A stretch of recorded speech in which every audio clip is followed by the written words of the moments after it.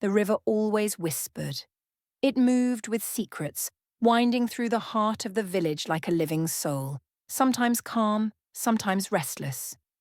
The elders warned against going too close at night. "There are things beneath the water that do not belong to our world," they said. But in the age of phones and progress, such tales had become myths, shrugged off like old superstitions, until the disappearances began. 3 villagers vanished in as many weeks, each one last seen walking near the banks at dusk. The village grew quiet. Even the laughter of children faded like mist in the mornings. They said it was Mami Wata, that she was hungry, that someone had disturbed her balance. Amara never believed in stories. Not really.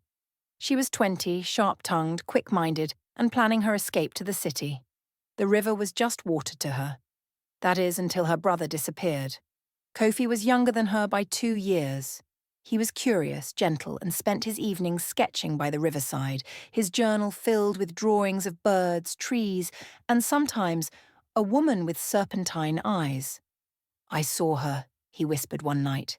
"She dances on the water. Her hair is like the stars." Amara dismissed it as one of his dreams, vivid but harmless.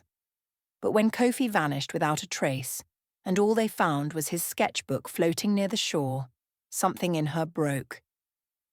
She stopped eating, stopped sleeping. The silence of the river began to fill her ears with an eerie hum, like it was calling her. One night, under the full moon, she returned to the place where he disappeared.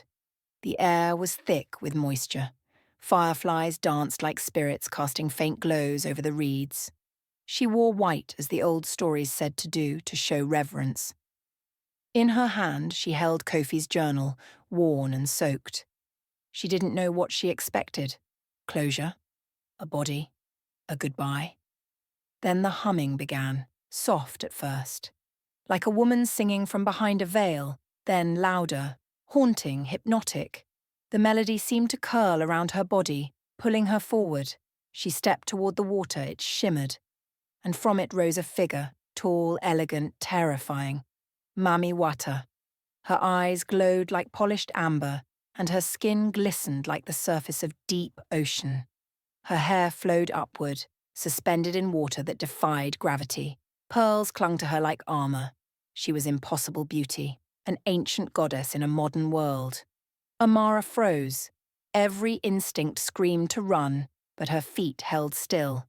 The spirit raised a hand, and the world fell silent. "You seek the lost one," the voice spoke, not aloud but inside her skull. It was a voice like waves crashing over glass. "He saw me, desired what is beyond. For that he was taken, but he is not gone." Amara swallowed hard. "Give him back," she whispered, her voice shaking. Mami Wata tilted her head, curious. "To return what has crossed, a balance must be paid." Amara's eyes filled with tears. "What do you want?" The spirit moved closer, inches from her now. Her scent was salt and storm. Her lips curved into a smile not cruel, but knowing. "You."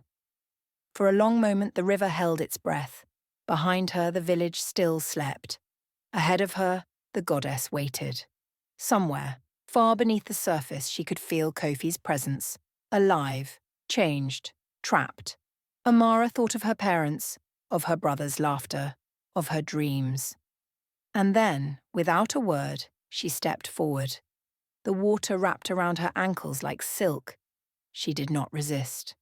With a soft hiss, the river closed above her head.